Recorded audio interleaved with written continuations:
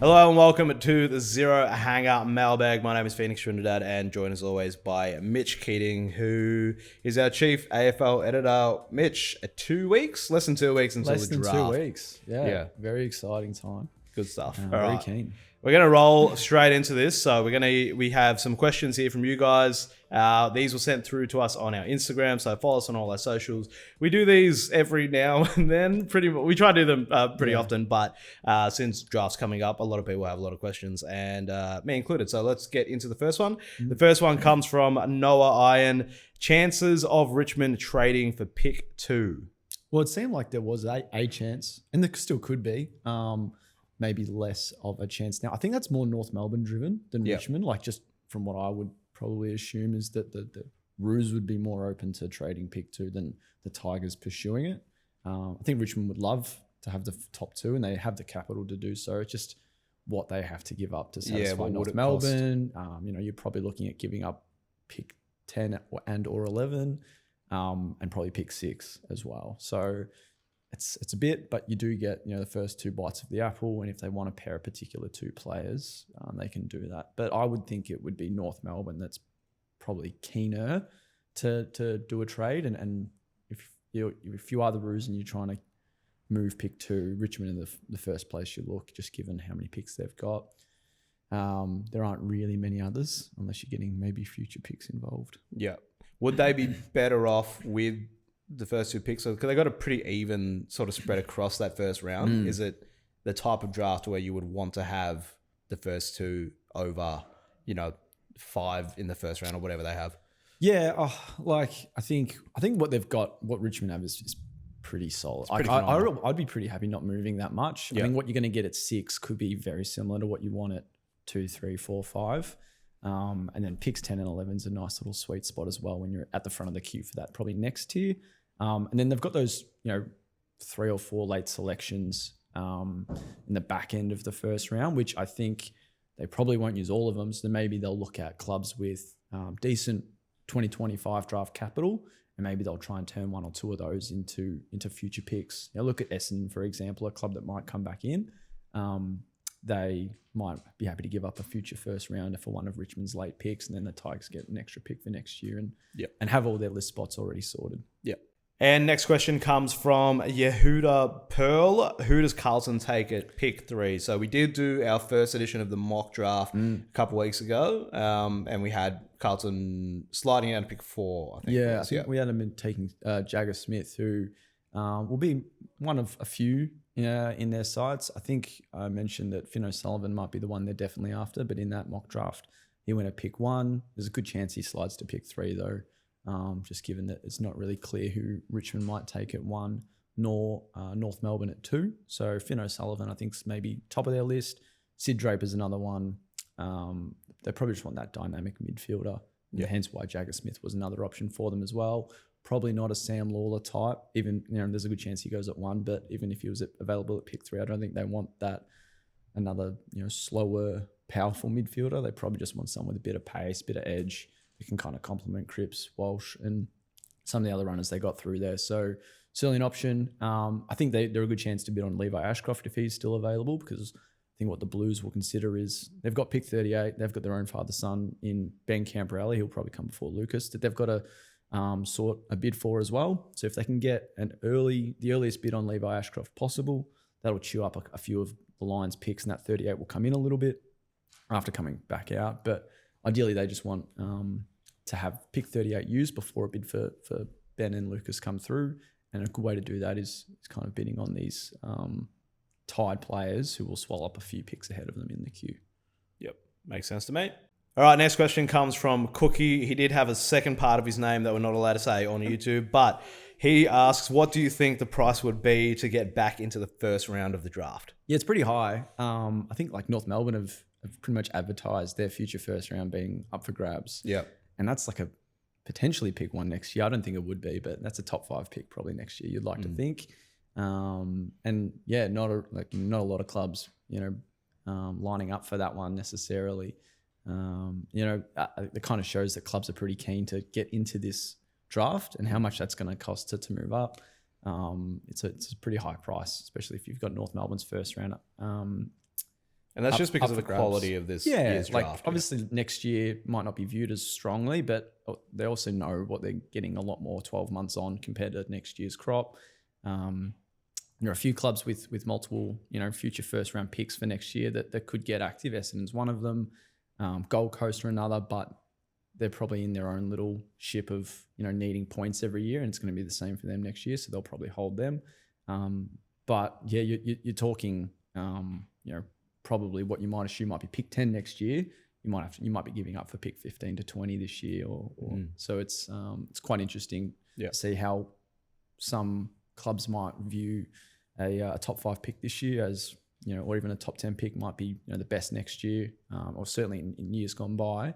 Some of these kids in the top 5, would be up there as, a bit higher potentially. Yep, spicy. All right, next one from P. Trevillian. Sorry if I butchered the name. Will the Eagles use the future first and second they got from the Hawks to get another draft pick this year?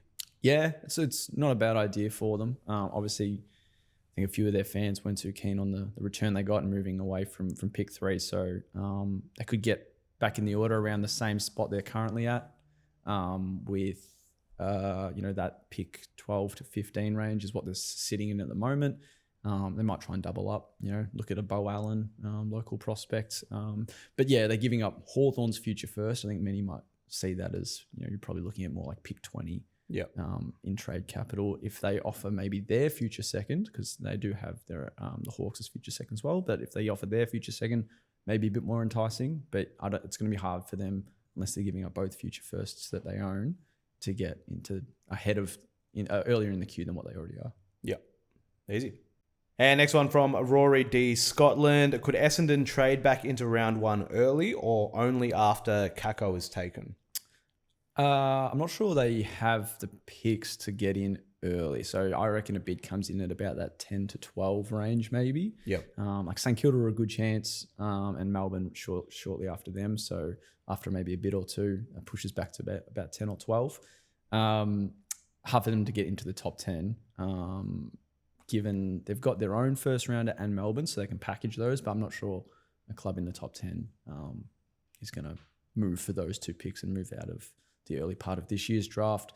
So best case is a bid comes for Kako. If it comes then they can probably look at that 15 to 20 range. Some good key forwards in there that they might look at, Jack Whitlock, Jonty Fall. Job Shanahan played for their VFL side 3 times this year and kicked 11 goals, so he'd be a nice little addition for them as well. But it's going to be an interesting night for them on opening night, just to see when the Kako bid comes and then how active they get in trading back in. Yep. And next one from Harper Holland. Do the Dogs pick up anybody in the delisted free agency period? Which I believe is after draft. Well, there's a few windows to it, but it means you're kind of adding someone to your primary list, I think, which I'm not sure they'll do. They've got a few picks to use at the national draft. SSP is probably a good option. You can get someone on your rookie list. Who do they want though? Do they go for maybe an extra key defender? When you look at Rory Lobb and Liam Jones's age, and it's a free hit anyway, but at Denver, Granger Barras could be good for them.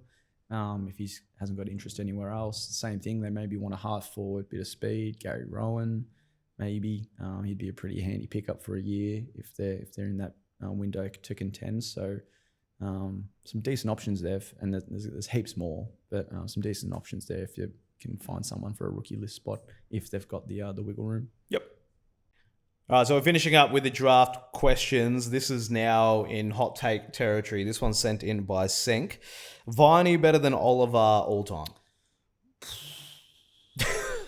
Clary's got 4 best and fairest. I think his peak's higher, but you could look at maybe like the better club player rather than the better player. Like you look at maybe like Joel Selwood's career compared to Gary Ablett's career. Like Ablett, better player, but you're talking like the best cats of all time or the best cat of all time, and you might think that Selwood's maybe the best in that.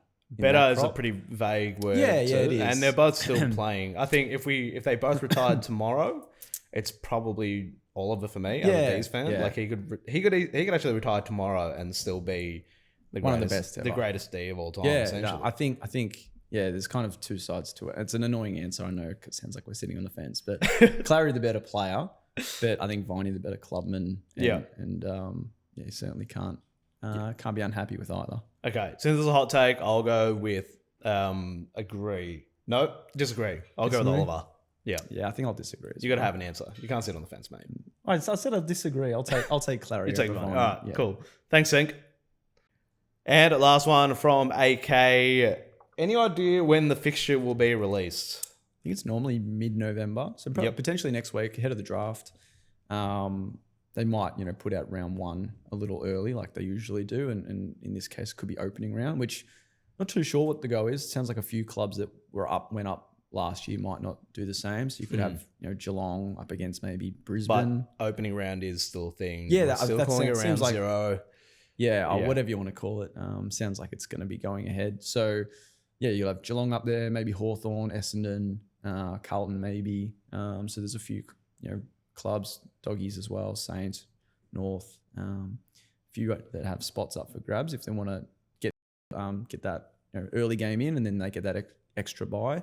But yeah, Geelong against Brisbane in a preliminary final rematch to start the season would be pretty good. Maybe Dogs, GWS, just to add to that kind of rivalry. Hawthorn, Sydney, pretty handy. Nice little addition. And then it's the other one, Gold Coast. I don't know, but they've got options. There's fine. But yeah, to answer your question, maybe as early as next week, I would say. Yeah. Yeah. Otherwise, who knows? Who knows? And that wraps it up for the mailbag this week or this time. We might do another one at the draft night. We will be there at draft night at Marvel Stadium. But before that, next week we will have the second edition of the mock draft. What is different about this second edition? We'll have some live trades. Still trying to figure out what they could be, but we might have some live trades and just looking at different options. So we had Finn O'Sullivan at pick 1, maybe Richmond look elsewhere with pick 1, and then there's that kind of domino effect. So hence the second edition will be a bit different, probably a similar amount of picks, mostly the same clubs involved, but just a few different selections here and there to give you a wider scope. Yep. Easy. Thank you, Mitch. And stay tuned on our social media, Instagram, Facebook, all of that. You'll see another mailbag pop up before draft night, as I said. Second mock draft, and then catch all the latest AFL news at zerohanger.com. And like and subscribe.